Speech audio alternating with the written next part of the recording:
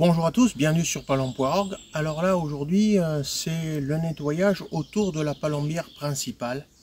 Voilà, parce que il faut nettoyer tout ce qu'il y a des ronces, il y a un certain nombre de choses. Et vous voyez ici, j'ai fait comme à la palombière numéro 2, c'est-à-dire que j'ai nettoyé pour que ce soit comme un jardin anglais. Voilà, alors tout ça c'est nettoyé.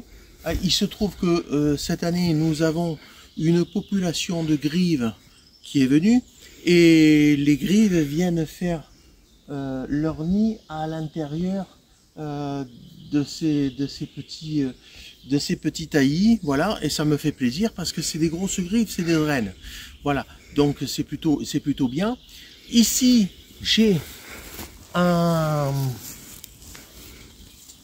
châtaignier, mais c'est un châtaignier que j'essaye de sauver depuis des années parce qu'il a la maladie.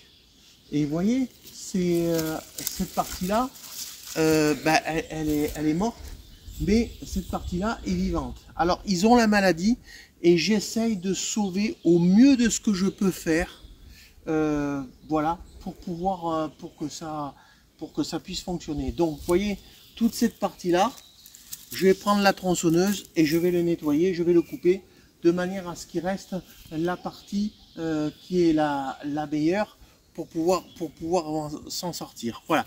Alors,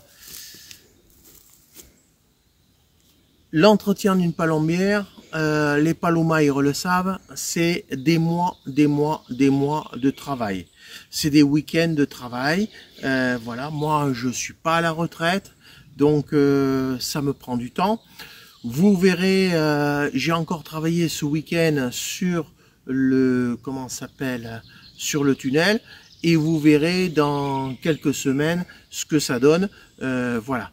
Mais il est important que ce soit fait, parce que si on fait pas les choses, ça ne fonctionne pas. Donc ça demande énormément de travail, et je comprends qu'aujourd'hui, il y ait beaucoup de gens qui chassent la palombe et qui ont des palombières, abandonnent un peu parce que ça leur demande tellement de temps, tellement de travail pour un résultat qui est modeste ou modéré, voilà, et je peux comprendre parfaitement ça, voilà.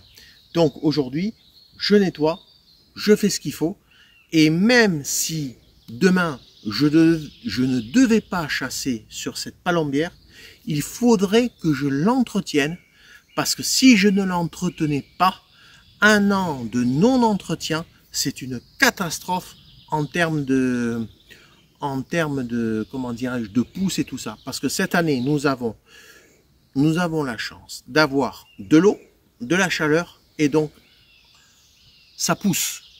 Voilà, parce que ici, quand on est sur une palombière comme ça, nous sommes sur un être vivant, sur de la matière vivante. Donc il faut impérativement nettoyer, entretenir. Il faut qu'il y ait la main de l'homme pour pouvoir fonctionner. Voilà. À très bientôt sur Palempoir.